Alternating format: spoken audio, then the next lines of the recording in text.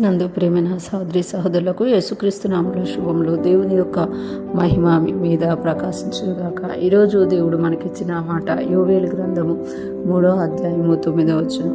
అన్యజనులకు ఈ సమాచారం ప్రకటన చేయుడి, యుద్ధము ప్రతిష్ఠించుడి, బలాఢ్యులను దేవుడి యోధులందరూ సిద్ధపడి రావాలను. ఈ మాటలు మనకి యోవేలు గ్రంథంలో చూస్తున్నాము.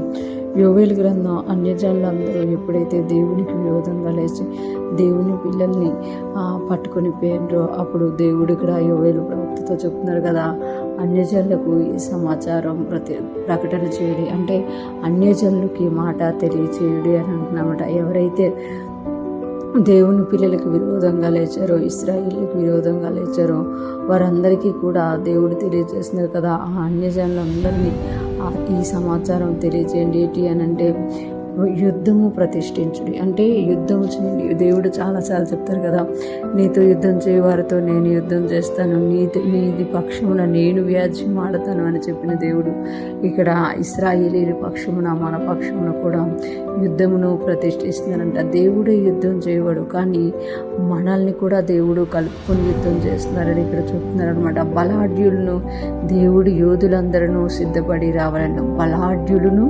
దేవుడి యోధులందరినీ కూడా సిద్ధపడి రావాలను. బలాఢ్యులంట. చూసారా, మనం ఎప్పుడైతే క్రీస్తులో జీవిస్తున్నామో మనము బలాఢ్యులుగా మారాలి అనేది దేవుని యొక్క ఆశ.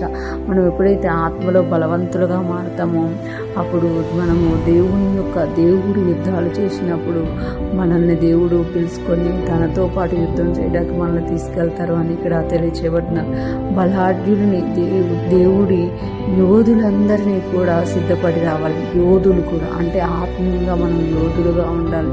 బలహీనులుగా ఉన్నాము అని అంటే మనము దేవుని పక్షమున దేవుడు యుద్ధం చేసినప్పుడు మనం దేవుని పక్షమున నిలబడలేమన్నమాట.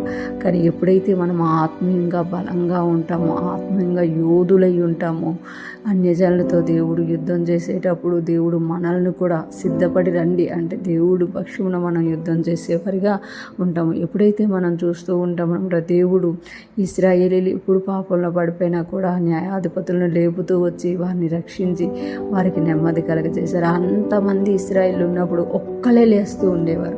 ఒక న్యాయాధిపతి లేచి ఆ న్యాయాధిపతి ఇశ్రాయేల్ అందరినీ విడిపిస్తున్నట్టుగా ఈరోజు దేవుడు అంటున్నారు కదా, నీవు దేవుని ఎరిగావు కాబట్టి నీవు ఆత్మలో బలాఢ్యులుగా, ఆత్మలో యోధులుగా నువ్వు మారితే నీతో పాటు దేవుడు యుద్ధం నీతో నువ్వు దేవుడు కలిసి యుద్ధం చేసి అనేక మందిని విడిపించేవారిగా, అనేక మందికి నెమ్మది కలగజేసేవారు, సమాధానం కలగజేసేవారిగా దేవుడు ఉంటారు అని ఇక్కడ మనకి తెలియచేయబడుతుంది. ఈరోజు ఫ్రెష్మన్ అంటున్న ప్రతి ఒక్కరూ జ్ఞాపకం చేసుకోవాలి.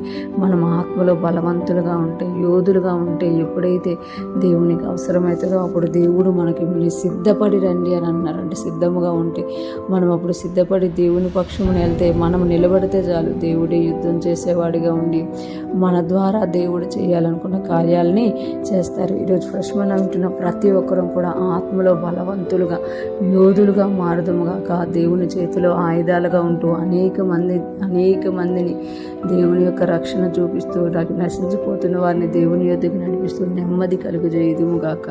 ఆమేన్.